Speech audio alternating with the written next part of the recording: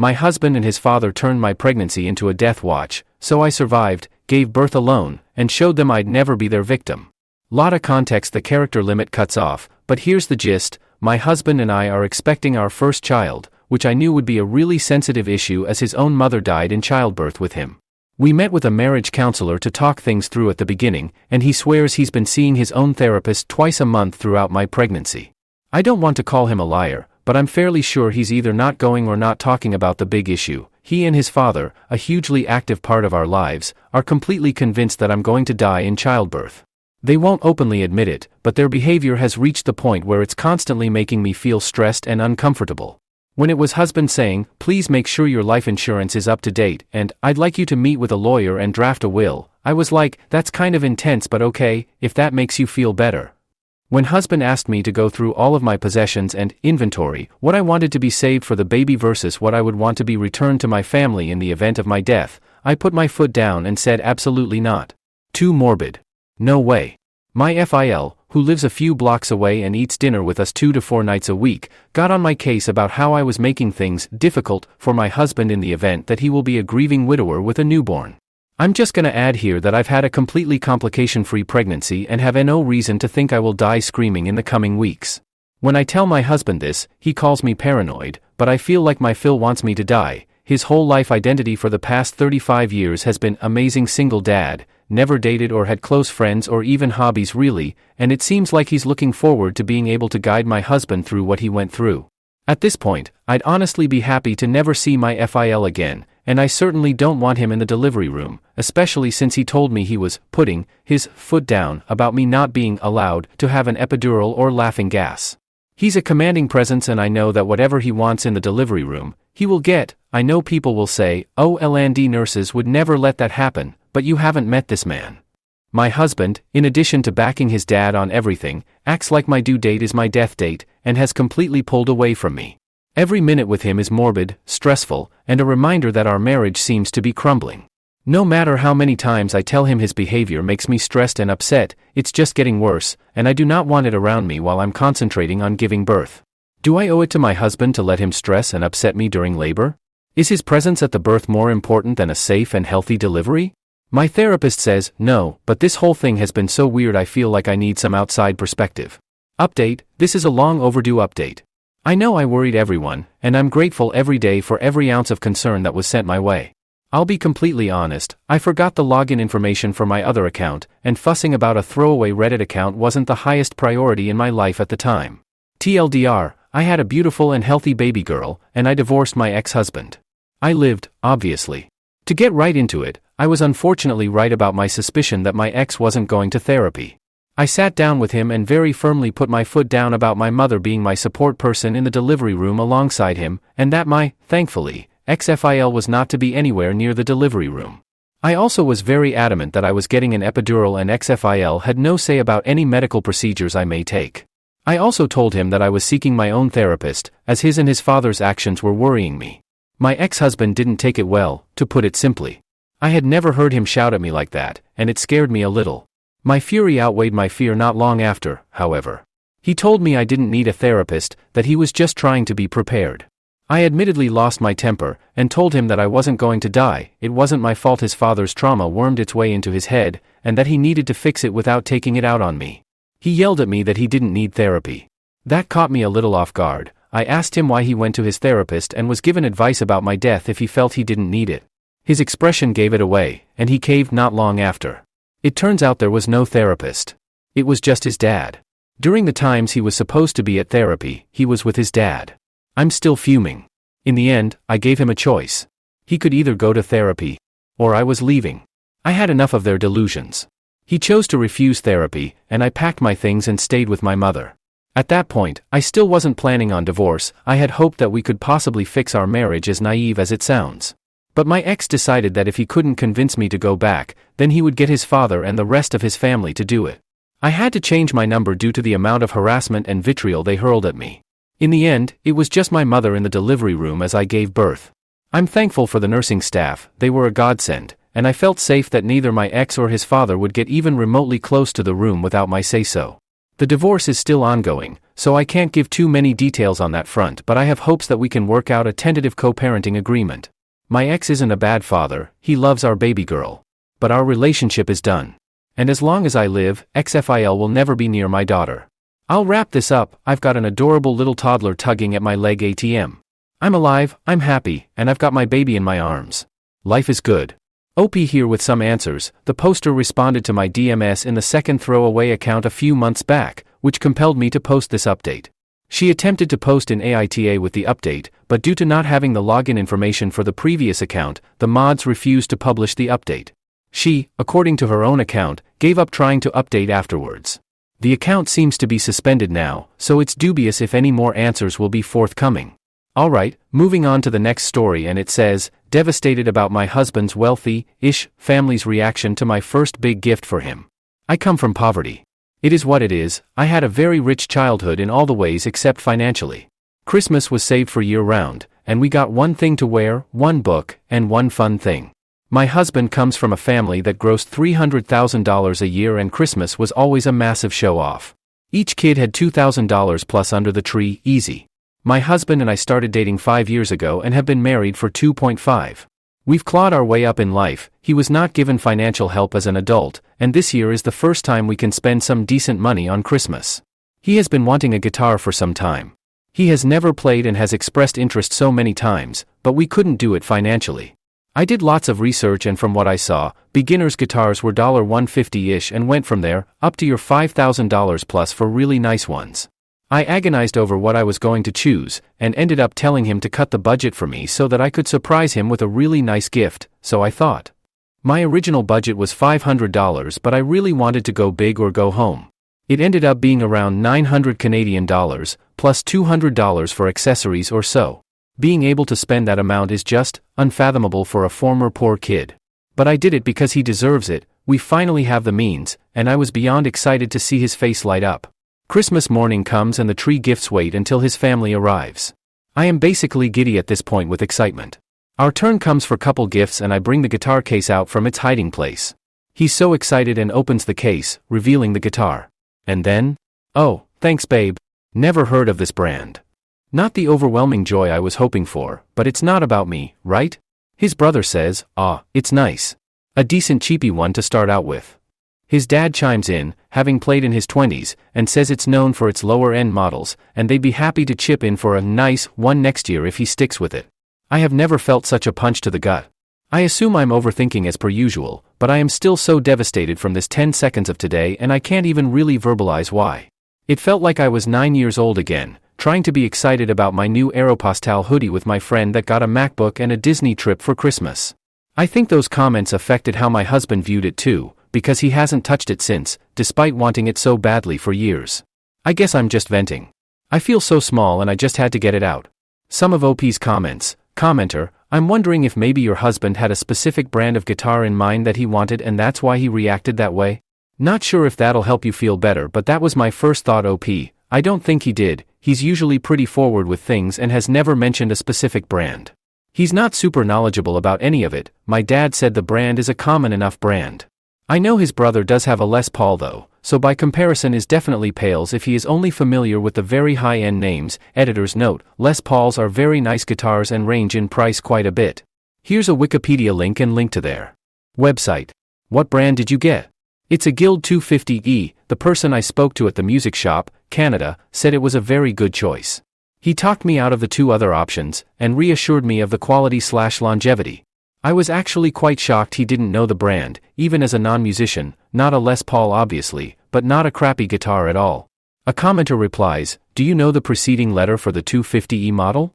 Guild has an interesting history of ownership, having once been owned by Fender and now owned by Yamaha.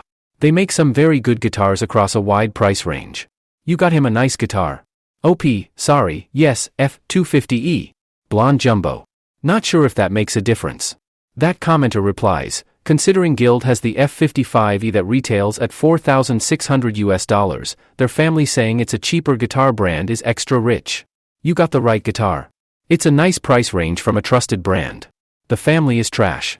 Your husband probably is not sure what guitar he wants.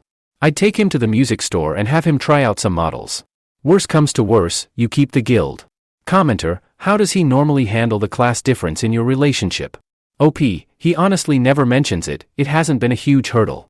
We did struggle to meet in the middle when it came to what is essential versus just wants. Both of us had a skewed idea of that, but I think he had to rough it enough at 21 to 26 to be based in reality 90% of the time. Christmas just seems to be the exception. Commenter, sounds like you're actually devastated about your husband's reaction to the gift, not his family's reaction. OP, I think you're right, I was expecting him to be so excited and then it just didn't really happen like that in the end. This guitar had been a passing conversation for years. My little sister was also very excited and helped me pick it out, so I think I also felt crushed for her too. Commenter, you cut the budget from your own present, and he agreed? Jesus, that's brutal. You need to think long and hard about potential children being exposed to this toxic materialistic mentality. Regardless of income, those comments were disgusting, but they seem set in their ways.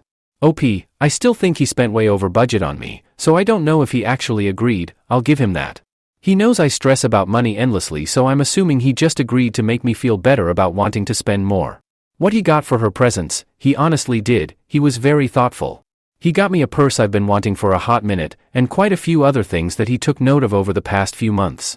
He definitely went over the new budget, not the same price, but I really and truly am not a gift person, so the thought is 100x more important to me. Commenter, just an assumption, but even when he had to rough it, he did always have his family to fall back on? As in he wouldn't be homeless or anything? That gives a very different mentality to someone who does have to genuinely fear homelessness and honesty. I think spending your childhood and many teen years in financial comfort is going to have a much larger effect on someone's values than a few years of scrimping and saving as a young adult. OP, yeah, I suppose our idea of roughing it definitely differed. There has always been the safety net. He was pretty good about not using it and holding his own, but it was definitely still there. OP expands, he got a taste of normal life because they didn't give him money to start out. He had to get his crappy minimum wage job like the rest of us, save, and work up from there. Our collision of worlds has actually been good because he reminds me I deserve new jeans when mine have holes, and I remind him that he doesn't need a new pair of jeans every week. So it's only really when we're with them that he reverts back to this. Commenter, I can't help but mention I came from a household whose parents grossed a bit more than you mentioned, and Christmas was never $2,000 plus per a child. That level of gift giving sounds excessive for reasons beyond income. What you got would have been a special gift by my or my family's understanding. OP, it's completely infuriating to watch. The first year actually made me so mad. To remember my parents scraping dimes together just to get me a book, and then to watch two grown men completely surrounded by their new consoles, an entire new wardrobe, so many things. I cried wondering what I'd gotten myself into. His mum went so overboard on me as well, and I can't even explain the guilt I felt. Commenter, will he stand up for you in disagreements with his family about where to live, how you raise your children, against snide remarks from family members? If he doesn't have your back now, he never will. OP, yes, in other ways he definitely does. His parents disagree with many things we're doing with our daughter, namely, getting 99% of things second-hand, aside from car seat and mattress, and letting her get dirty the horror, and he is usually quick to tell them, my kid, my rules. This was not typical behavior, which made it sting a little bit more, I think. Update, next day I spoke with him this morning, trying to be very calm. I'm not confrontational by nature, so I put my anger aside and went into it with patience and grace. I asked if he was upset about the guitar, either the brand choice, the appearance, or something. I told him my feelings were hurt when his family made comments, even if unintentionally, that made it seem like I chose a child starter instrument or something. I explained that I'd put a lot of thought and research into the build, the color, everything, so make sure his first experience with a guitar was very positive. He was shocked to hear that I'd been thinking about it that way. He didn't think twice about what his family said. He apologized for their reaction and explained that his comment about the brand was nothing more than what it seemed. He'd never heard of the brand, that's all. He said he loved it and was just caught up on the craziness of Christmas, which is why he hadn't played it yet. It eased my mind a lot. I guess I'm just used to over-the-top reactions in my family.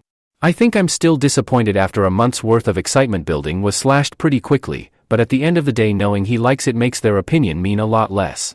Moving on to our next story, and it says, AITA because I, 38F, don't want to take my stepson, 9, on vacation? 1 year later, new update. My husband, 39, and I have been married for 5 years. We have 2 children of our own, both girls, aged 5 and 2. I also have a son, 10, from a previous marriage, but I was widowed. My husband's ex is barely involved in stepson's life at all.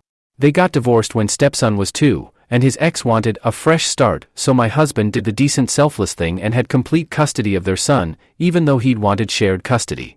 I got a bonus at work and I really want to go on vacation with just my family just once. We've been on family vacations all together lots of times.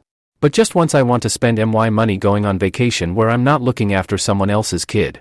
I want stepson to stay with his mom while we go on vacation. My husband sees my point of view and is okay with it. I don't think I'm being at all unreasonable. My mom found out what I was planning and says I'm being a complete AH. These are the reasons she says I could be the AH. My mom says that if stepson's mom isn't properly involved in his life, I should be even more involved in his life to compensate. I think this is a completely unfair expectation. 2. She also says that I'm being a hypocrite taking my son, but I think that's totally different because my son doesn't have another parent. I'm all he's got. If stepson's mom won't take him just for once, then obviously he'll come on vacation with us. But I don't think I'm the AH to ask if I can have a vacation with my own family just one time. It's not like I hate stepson or something, he's a nice kid, he's just not mine. Am I the AH? Relevant comments. Commenter, info, if my math is right, you and your husband got married when stepson was 4? What kind of relationship does stepson have with you versus with his bio mom? OP yes, he was 4, and as I said, he barely sees his bio mom. I'm not sure what point you're making? Update, we definitely won't be going on vacation without stepson. After a couple hours of replies, I decided to show this to my husband. We sat down and had a really long talk about it. He told me he's never been comfortable with my attitude to stepson, but didn't know how to say to me before. I don't want to be a bad person, I just never thought of stepchildren being yours. I don't think it would be easy for anyone to accept this level of criticism, but all your replies have shown me I have a lot of work to do. As many of you suggested, and so did my husband, I intend to see a therapist to help me with that. As I said, I don't hate stepson in any way, I have never been deliberately cruel to him, I've just always thought of him as my husband's child. But I realize my mindset needs to change. So I'm going to start working on that. I want my family to be the best it can be, and I need to accept that it includes my stepson. I understand that now, and I'm going to start seeing a therapist to become a better person. We've also talked about maybe having family therapy too. I've also made up with my mom, and she is 100% behind the changes I want to make in my life. It wasn't easy to hear everything you said, but I understand that I needed to hear it. New update, when I made my original post, I was told by literally thousands of people that I was TA, and it helped me see how wrong I was and had been for the last 5 years. I booked a therapy appointment the following week and started working through my issues. My own father died when I was less than a year old. I don't even remember him. My mother married another man when I was 7, but he left when I was 11 and I never saw him again. It hurt me in a way I'd never processed before. I loved him, he'd been my dad, and suddenly he was just gone. That taught me that step-relatives weren't part of your family. They weren't forever. I always thought I was doing better than my ex-stepdad. Because I provided for my step-son and I stayed in his life, I was better than my ex-stepdad. But I made my step-son feel the way my ex-stepdad made me feel when he left me, and I regret it so much. A little while after I started therapy, we started family therapy too. The therapist helped me explain to my step-son the way I felt about step-relatives and why I'd always behaved the way I did. He cried and said he was afraid that I just didn't like him, and we had the first proper talk we'd ever had. I told him that wasn't true, and I had just been a bad step-parent like my ex-stepdad had been to me. My relationship with my step-son is so much better now. We spend time together, just the two of us, and except for this post, I never call him or think of him as my stepson. He's my son. I accept now that he'll always be my son, that unlike my ex-stepdad, he's forever. Even if something happens between me and his dad, he'll still be my son. Most of all, he always called me by my first name, but last Thanksgiving, he asked to start calling me Mom. It made me so happy. I told him that I loved him and he said he loved me too.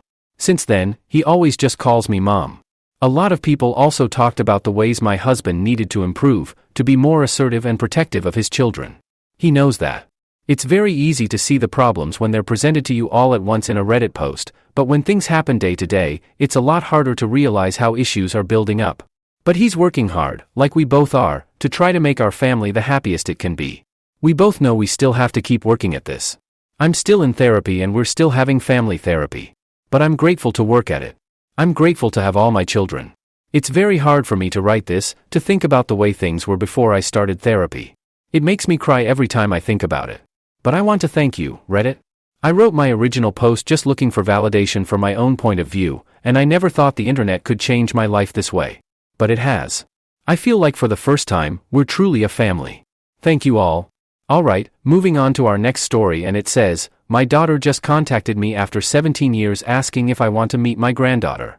Ada for telling her that I don't care about her or her daughter and to never contact me again. I am not sure if am I an AH. Going to provide some background. I am in my 60s now. I was married to my ex-wife, and we had a daughter. Our marriage was going through its ups and downs, but I was really close with our daughter. But as our marriage was going through its difficulties, I made a huge mistake I still regret to this day. I started having an affair with my coworker. She was in a violent, physically abusive relationship at home. We became friends at work, and things just escalated from there. She got an out from me. She got the support she needed to file for divorce from her husband, who is currently in jail now. The affair went nowhere and we called it off shortly after, but I was glad that she got off her abusive relationship and that she was safe. But when my ex-wife found out about the affair, things expectedly didn't go well. She lashed out and said a lot of horrible things about me to our daughter, who was 15 at the time. I admitted full fault with the affair, but even after the divorce, I sensed that the distance between me and my daughter was growing, until one day, my daughter said she wasn't going to speak with me anymore, and she was going to cut me off from her life forever. That was the most painful thing anyone had ever said to me. I begged her to please reconsider. I still remember that day. But time passed on. My daughter kept her word, and after trying to connect with her for the first year, I gave up. I found out from one of my mutual friends that my ex-wife married a great guy. I was happy because I was hoping that would remove the hatred from my ex-wife and my ex-wife would advise our daughter to at least rekindle a relationship with me. But that never happened. I moved states a year later. I am at peace now, but still have some aching sadness. I have retired. Both my parents have passed away. My brother passed away tragically a couple of years ago. To be honest, I am waiting for my turn. I have only my dog and my sister left. A couple of hours ago, my daughter called me on my phone. I haven't spoken to her in 17 years. I instantly recognized her voice, but I didn't feel anything. No happiness, no sadness, just indifference. She was crying a lot on the call, and we caught up on life. She's married, and she has a daughter who's now 12. She apologized for cutting off contact, and she says her mom asked her to reconnect with me, as her mom felt guilty about how everything played out. She said she really wanted me to meet her daughter, and her daughter was constantly asking about granddaddy. But I wasn't feeling anything. After we caught up on everything in our life, I told her I don't care about her or her daughter, and to never contact me again. I then hung up. Was I the AH?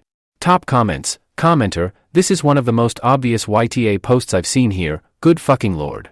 Commenter, well, it's already been said, but you're the asshole. Commenter, YTA, I hate when adults make very bad adult decisions that affect their children and then blame the children when they respond in a very childlike manner. Your daughter was a teenager. That is a rough time for kids even when their home life is stable. You gave her one whole year before you cut bait and gave up on her. Then you moved away. You told your daughter that she wasn't important enough to fight for and she believed you. Now that she is an adult with a child of her own, she has reached out to you and you again told her she wasn't important to you. She now knows she was probably right to cut you out the first time. OP updated the next day, same post, look, I was extremely drunk last night. The words which came out of my mouth weren't the best, and my comments on my post weren't great either. Seeing how everyone said I was the AH, I decided to call my daughter again an hour ago. I didn't really expect her to pick up the call, but she picked up immediately. I apologized for last night, and she said there was no need to apologize. I then sent her a link to this Reddit post on messages, and told her I know I was the AH, and thousands said so. She again said I wasn't the AH. She started crying again. I told her she's free to come to my house anytime the next 4 months, because after that I will be leaving the country with my sister and our dog. Our parents left us a nice farmhouse in their home country, and we will be spending the rest of our lives there. I sent her my address on messages, and my daughter said she'd come with her husband and her daughter by end of next week. She asked if she was welcome to stay there for multiple days, and I told her she could stay for however long she wanted, as our house was spacious enough. New update, I have moved to the farmland, and am looking forward to spend the rest of my life here with my dog and my sister. It is peaceful and scenic. My daughter did come by to visit me with her husband and her daughter before I left the country. It was really nice seeing my granddaughter, who looked a lot like her mom. They stayed over at our place for a week, and we had a good time. However, it got a little sad when I told my daughter in private I had no interest in being a grandfather, and just didn't have strong emotions for it.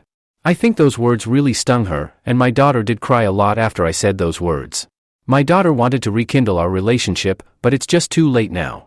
I told my daughter she's free to visit me in the farmland anytime she wants and the house is always open, but I doubt she'll be visiting anytime soon.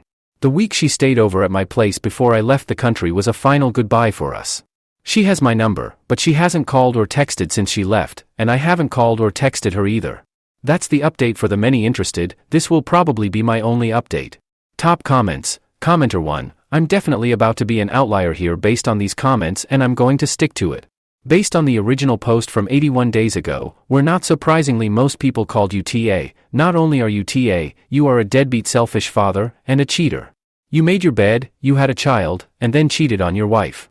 You then blamed that child for your disgusting betrayal. And this is about to be odd after calling you TA, but I am proud that you decided to speak up and tell the truth. No child deserves to have a father who loves her so little, blamed her for his mistakes, and now refuses to see her or his granddaughter because of his mistakes. Thank you for at least being honest that you are a terrible human being and not wasting her time. Moving on to our last story, and it says, my daughter wants me to rename her. My 18-year-old daughter came out as a transgender woman. My husband and I have been 100% supportive, and I very much welcome another girl in the house. She has 3 brothers. She expressed initially that she was comfortable going by her birth name, as it is gender neutral, but after turning 18 and getting ready for college, she's decided she needs a new name. And she wants me to choose it. She says that she still wants to be named by her mama. I melted. I come seeking ideas. Her only parameter is that it's nothing that seems like she renamed herself. By this I'm assuming more out there names are out. It's such a challenge picking a name for someone you already know so well, and not a newborn. She's incredibly intelligent, bookish, shy but spunky, and a total sweetheart. Gorgeous, curly red hair and freckles. We are a family of Jewish-Irish descent and her brothers are Lev, Raphael, Raph, and Elias. I never had girl names picked out, as I found out later in the game. Do any names come to mind with this description? Her middle name will be Miriam, family name. Thank you in advance. Some of OP's comments. Commenter, did you have any baby names picked out for a girl when you were pregnant with your boys? Personally, I love traditional names. I'd go with something along the lines of Ruth, Rachel, or Anna. Wanting to be named by her mama, that really made my day. OP, I did not. I found out about my pregnancies fairly late into the game, so it was never really a question. Commenter, this whole situation is so sweet, happy for you and her. OP, I love this name. Would be one of my top contenders if not so similar to her brothers. Commenter, this is so incredibly wholesome. I intentionally chose my son's name to be gender neutral both because I love gender neutral names, but I also wanted to make sure the option to keep his name what it is would still be there should he ever come out as trans. Had my son been a girl, his name might have stayed the same that it is right now. However, I really loved Julian August and would have been on the fence about using it instead. I guess I could have used it for him anyway, but something about Julian as a girl's name just seems prettier to me. I'm also a big fan of Lillian, Elaine, Meredith, Margot, Tegan, Parker, and Chandler. Just to name a few. LOL. Picking baby names, even though your baby isn't exactly a baby anymore, LOL, is my favorite pastime. Again, I can't say enough how much I love this post and the sentiment behind it. Your family sounds so full of love. If you've got room for another daughter, I went no contact with my parents years ago and am free to a good home. OP, there's always room, sweetheart. Dinners at 7 and Lillian is lovely. Most awarded comment, how incredibly touching. Naomi Miriam, a timeless Hebrew name meaning pleasantness. Esther Miriam, a strong, classic Jewish name with historical significance. Clara Miriam, a bookish, vintage name that feels sophisticated yet warm. Maeve Miriam, a beautiful Irish name meaning intoxicating with a strong history. Talia Miriam, a lovely Hebrew name meaning gentle dew from heaven. Fiona Miriam, an Irish name meaning fair, fitting her red hair and freckles. Sylvie Miriam, a delicate yet intelligent-sounding name of French and Jewish origin. Daphne Miriam, a literary and nature-inspired name with a graceful touch. Lena Miriam, simple, elegant, and effortlessly classic. OP, oh wow. What amazing suggestions. Sylvie is gorgeous, as is the rest of your list. Update, 9 days later. Let's preface this by saying that this will be long and mushy. I took this very, very seriously and would love to share the experience. Feel free to skip to the bottom for the name reveal, sharing with her full blessing. First of all, I want to thank you from the bottom of my heart for the outpouring of support. The love far outweighed the hate, and we were absolutely awestruck by the support. I still have quite a few private messages to get through, but please know that I will read each and every one of them and do my best to respond. I got quite a few comments asking why I would post to Reddit when my daughter asked me to name her. The answer is that I'm simply not a very creative person, and trying to come up with a name from scratch is so hard. I haven't named a baby in 16 years and we have an enormous family, i.e., difficult to think of names that we love and aren't taken. I came here for inspiration and received more than I could have ever wished for. Going about choosing was incredibly difficult, but I eventually got my list down to a top 3. They needed to pass a few tests. 1. Does the name suit her? 2. Would 2006 me have chosen this name? 3. Does it sound out of whack with her brother's names? And most importantly, does she love it? I brought the top 3 to her and she said, "Mom, this is defeating the purpose. I don't want to choose." So, I had another idea.